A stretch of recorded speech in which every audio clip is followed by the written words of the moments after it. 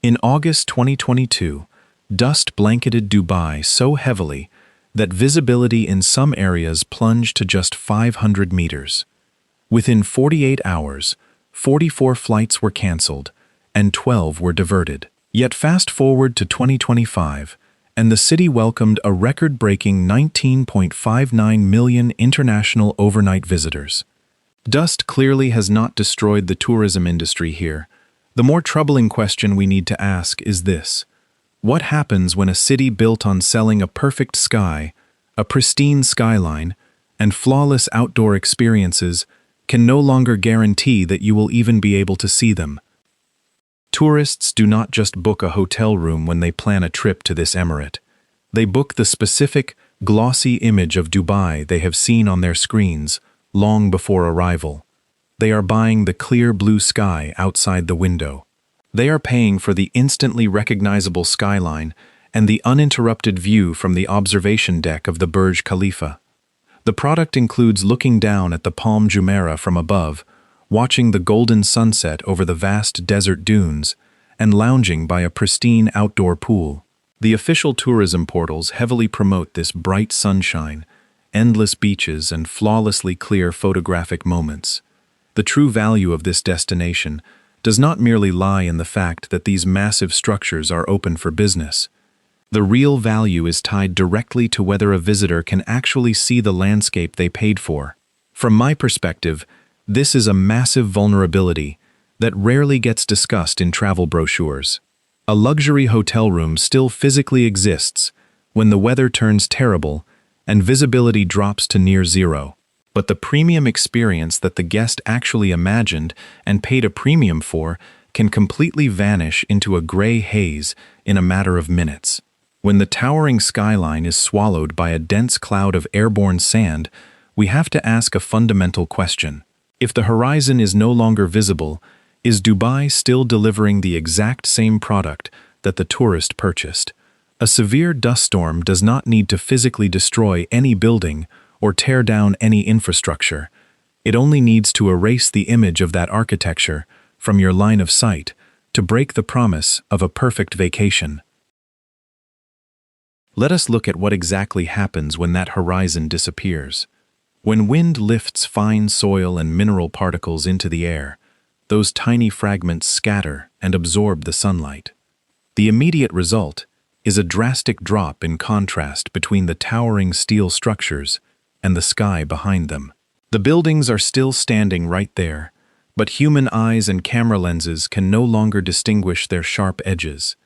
The city becomes a ghost of itself, leaving massive architectural achievements looking like empty, hollow shadows. Historical data from across the United Arab Emirates shows that a standard dust event typically lasts anywhere from 2 to 5 hours. More severe dust storms can drag on for 5 to 11 hours. In the worst scenarios, visibility can drop to just a few hundred meters. For a city, this might seem like a brief pause, but for a tourist on a tight schedule, this is a critical loss. A spectacular desert sunset only happens once a day. A premium ticket to an observation deck is locked to a highly specific time slot. A short holiday leaves almost no room to reschedule a canceled yacht cruise or a hot air balloon ride. The tower does not close its doors just because it is hidden in the fog. However, the primary reason thousands of people buy tickets to go up there might be completely wiped out for the day. Would you be willing to pay the exact same premium price to stand on the highest observation deck in the world if you knew in advance that the entire sprawling metropolis below you would be completely obscured? In 2022, the problem did not just stop at bad photographs. The dust actually choked the very gateways that bring these tourists into the city. The events of August 2022 provide a perfect window into this specific operational vulnerability. For roughly 2 days, severe dusty weather heavily impacted Dubai, dropping visibility in certain districts to that critical 500-meter mark. Initially, several incoming flights approaching Dubai International Airport had to be diverted away from the city. By the time the skies cleared, the official tally showed 44 flights completely cancelled and another 12 redirected to alternate landing strips. Airlines were forced to issue urgent advisories telling passengers to constantly check their changing itineraries. While operations eventually stabilized and returned to normal, this disruption was not an isolated historical anomaly. A similar severe sandstorm event in 2015 also disrupted operations at both major aviation hubs in the city. To understand the true impact, we need to look at this through the lens of a typical 3-day visitor. Imagine a tourist scheduled to land early in the morning to maximize their short stay. Their flight gets caught in the holding pattern or diverted entirely. By the time they finally clear customs, their hotel check-in is severely delayed. The carefully timed ticket they booked for the afternoon observation deck no longer aligns with their schedule. The golden hour sunset they planned to photograph has already passed while they were sitting in a transit lounge. Their evening desert safari or outdoor dining reservation now has to be pushed back or canceled altogether. The entire first day of a highly expensive short vacation is effectively lost to the waiting game. The event in 2022 does not prove that dust constantly paralyzes Dubai. It proves that when conditions degrade enough, the disruption bleeds out from the sky directly into the carefully constructed schedules of the visitors. How long does a dust storm actually need to last to completely derail a trip that was only supposed to be 3 or 4 days long? The next crucial detail is that these disruptions do not always politely confine themselves to the off-season. The peak winter season is the absolute crown jewel of the Dubai tourism calendar. This is the period heavily marketed globally for its highly comfortable temperatures, bright sunny skies, perfect beach weather, and endless outdoor events. This is when the desert safaris and alfresco dining scenes operate at their absolute maximum capacity. However, historical meteorological data collected from stations across the United Arab Emirates reveals a very inconvenient truth. Throughout the studied periods, dust storms actually appeared most frequently during these exact winter months. Many significant dust events have historically clustered around March and April. Furthermore, the data indicates that these specific storms tend to last considerably longer than the standard dust events that occur at other times of the year. This creates a fascinating and somewhat problematic overlap. The exact season, perfectly suited for outdoor luxury activities, is also the season that carries a historically documented risk of prolonged dust exposure. The data does not suggest that the high season is being erased. It simply highlights that the environmental risk does not magically vanish just because the outdoor temperature has finally become comfortable for tourists. From my viewpoint, this is a crucial distinction that changes how a holiday is planned. The extreme summer heat of the Middle East is entirely predictable, and visitors can easily build their itineraries around it by staying indoors. Airborne dust, on the other hand, is erratic and has the power to shatter a seemingly perfect day right in the middle of the best weather season. If Dubai cannot control the dust blowing in from the desert, how much control does the city actually have over the final experience delivered to its visitors? The answer relies on understanding that a vacation rarely fails all at once in this environment. It tends to unravel slowly, piece by piece, layer by layer. Let us dig deeper into how this unraveling actually occurs when the sky turns gray and the carefully curated luxury experience begins to face pressure from multiple different directions simultaneously. A luxury holiday here can break down across 5 distinct layers when a storm rolls in. The first layer is arriving at the city itself. As we saw with the events of 2015 and 2022, low visibility can trigger a cascade of flight delays, cancellations, or diversions. The second layer involves moving around on the ground. Driving through low visibility conditions becomes significantly more challenging and requires much slower speeds. The Dubai municipality monitors this risk closely through a network of 18 continuous tracking stations using the data for traffic safety and early warnings. The third layer hits the visibility-dependent attractions directly.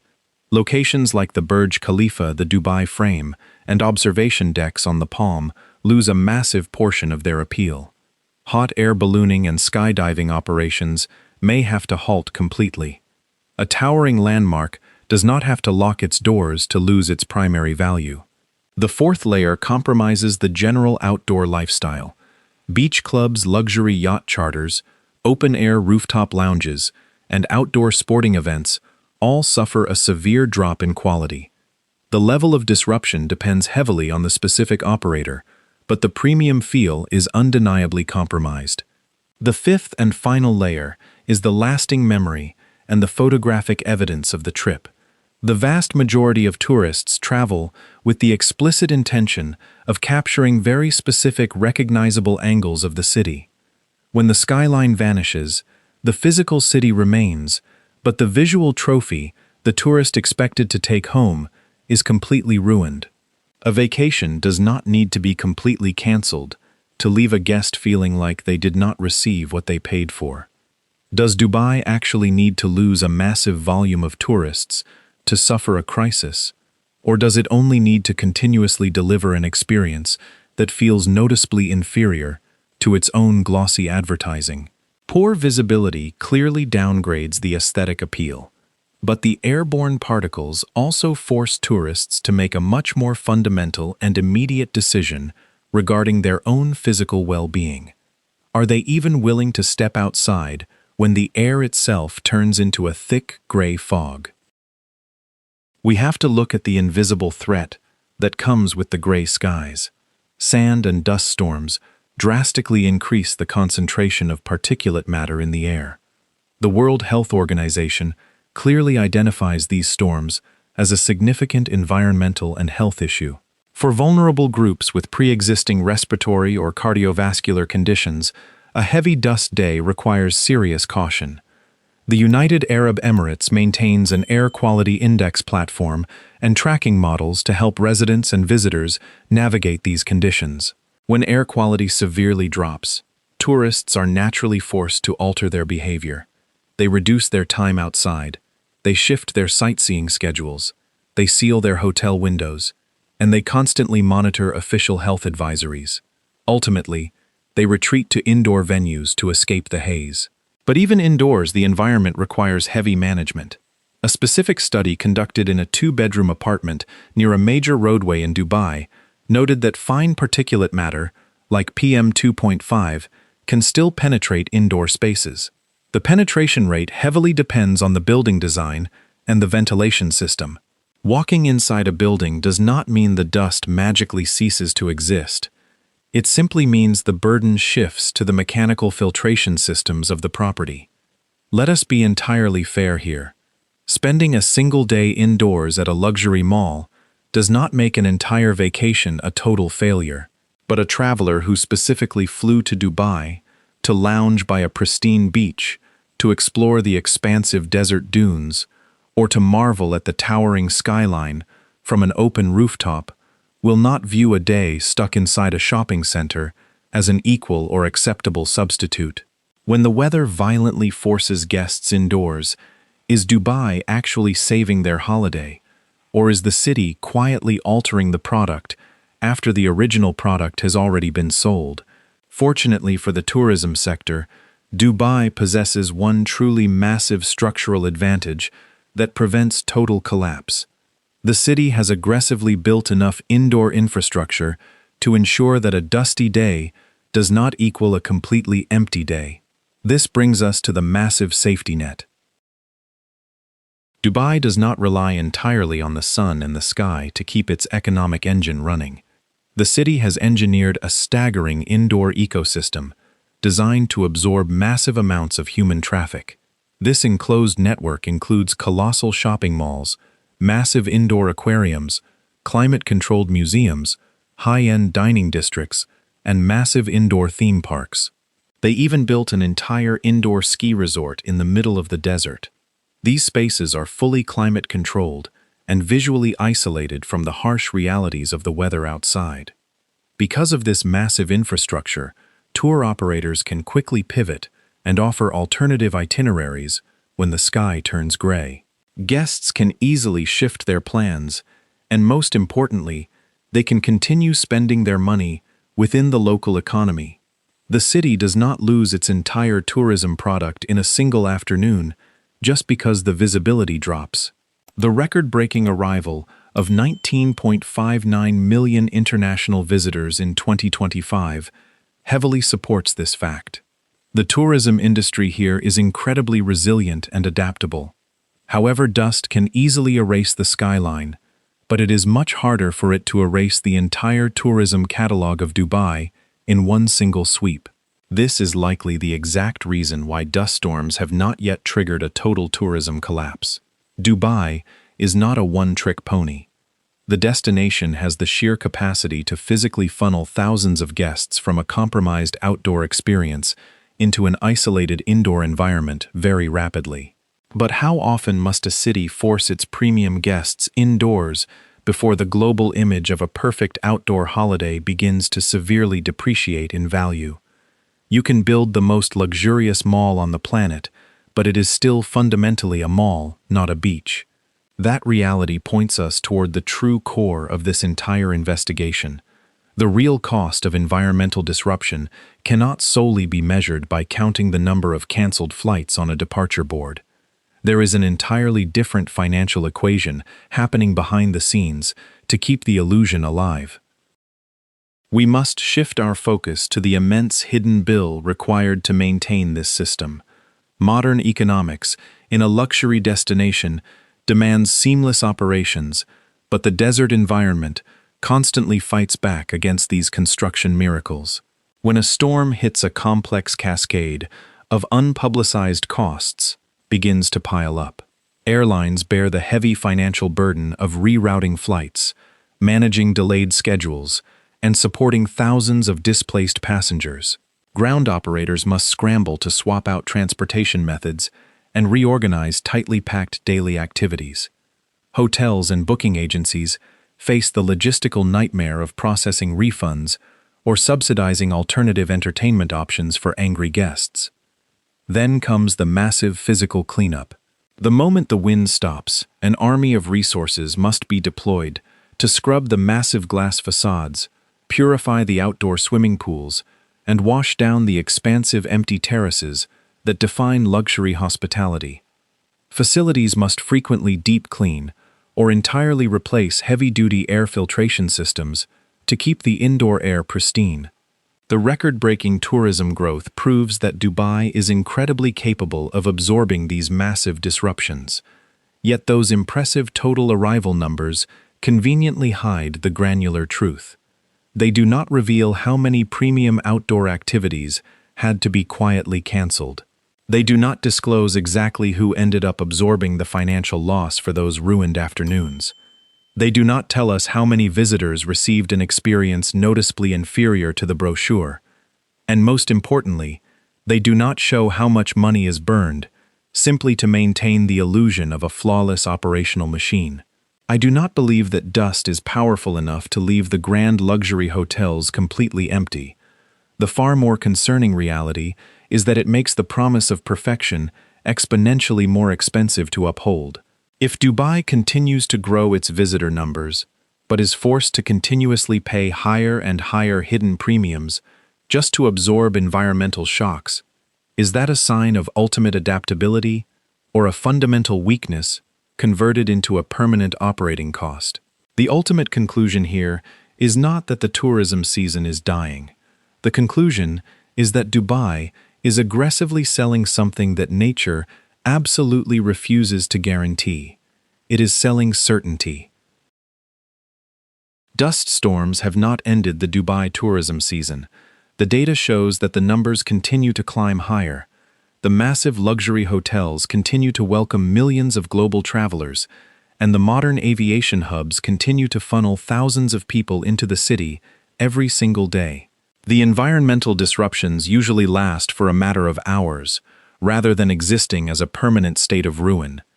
Yet a premium global destination cannot be judged exclusively by the sheer volume of people walking through its airport terminals. It must ultimately be judged by the raw quality of the experience those people actually receive after they unpack their bags. When the towering Burj Khalifa vanishes from sight, when the pristine artificial beaches are coated in a layer of fine grit, and when incoming flights are forced to circle the desert, Dubai remains standing. But the specific flawless version of Dubai that the tourist actually purchased can temporarily cease to exist. The system can swiftly redirect those visitors into massive climate-controlled museums and opulent shopping centers. But an enclosed indoor space can never truly replace the endless blue sky that was promised in the advertising campaign. So are dust storms destroying the tourism industry in Dubai? Not yet. But are these storms forcing the city to spend increasingly massive amounts of capital just to ensure that tourists do not feel like their highly expensive vacation was hijacked by the environment? Is dust forcing Dubai to pay more to keep its perfect illusion intact? Would you accept a luxury Dubai vacation that was suddenly moved entirely indoors, or is the loss of the iconic Skyline enough to ruin the value of your trip? Let me know your choice in the comments below. The events and operational disruptions mentioned in this documentary occurred during specific weather anomalies. They do not prove that dust storms constantly paralyze Dubai, or that the broader tourism industry is in a state of terminal decline.